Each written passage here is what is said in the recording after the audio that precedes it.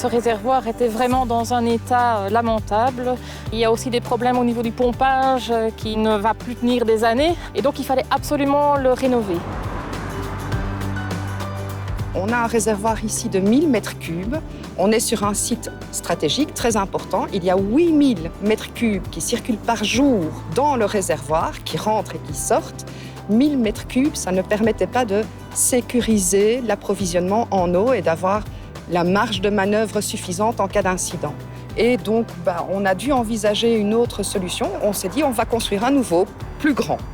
On disait éventuellement 10 000, mais voilà, 5 000, ça paraissait être un ordre de grandeur raisonnable. Donc on a proposé un nouveau réservoir, un petit peu au bonheur de la chance, de 5 000 mètres cubes. Mais c'était un peu léger et on s'est rendu compte qu'il fallait qu'on aille plus loin dans le raisonnement pour vraiment trouver la bonne capacité du réservoir.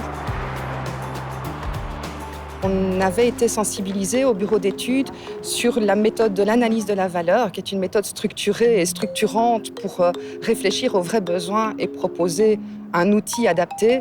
Et c'est une méthode qui fait intervenir en plus tous les utilisateurs pour réfléchir avec eux et construire la meilleure solution ensemble. La dernière fois, on s'était quitté sur la définition des fonctions. Pourquoi repartir des besoins? Eh bien, parce que ça permet d'avoir un autre regard sur la problématique, ça permet de se libérer de la manière dont les fonctions étaient assurées dans le passé, et donc ça ouvre considérablement le champ à la créativité. La notion de valeur, elle va permettre de mesurer d'abord la valeur de ce qu'on fait actuellement, c'est-à-dire notamment la valeur de chaque fonction. Comment est-elle assurée, à quel coût? Donc, à un moment, on va donner un poids à toutes ces fonctionnalités, à tous ces éléments, et c'est ensemble que le groupe de travail va décider, on décide que le poids donné à tel critère vaut autant, et ensemble, on essaie de trouver la meilleure solution pour cette décision d'investir. L'équivalent, donc c'est 0. Si on veut mettre une valeur plus importante, alors je privilégie la continuité. Tout ça est basé sur un système européen de formation et de certification en value management.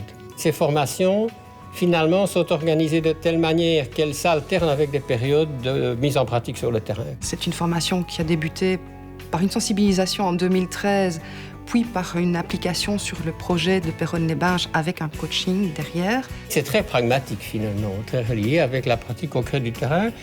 Et vous avez alors des étapes de certification à certains moments qui permettent de reconnaître les progrès réalisés, par exemple Qualified Value Associate, Professional in Value Management, Trainer in Value Management. Et alors ça, c'est bon non seulement pour la personne, puisque ça reconnaît ce qu'elle a acquis, mais aussi pour l'entreprise. Je pense que tous les gens qui sont à même à prendre des décisions dans le flux d'investissement doivent être formés à cette méthode. La norme 12973 est un excellent condensé de tous les détails de la méthode. Et elle est régulièrement tenue à jour, puisqu'elle vit aussi de la pratique.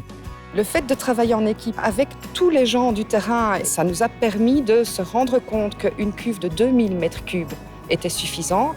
Et on a proposé un système de pompage, des installations techniques qui nous permettaient de faire une économie d'énergie vraiment substantielle.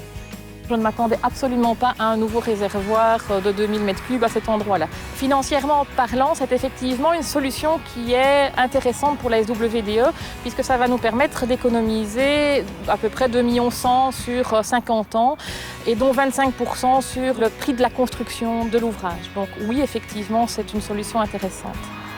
Ici, tu vas avoir l'entrée du réservoir. Donc oui, la solution de départ et la solution d'arrivée sont très différentes, même si ça répond aux besoins essentiels du départ. These substantial savings, achieved through value management using the value analysis method, also allow the company to increase its investment capacity by directing the amount saved to other projects.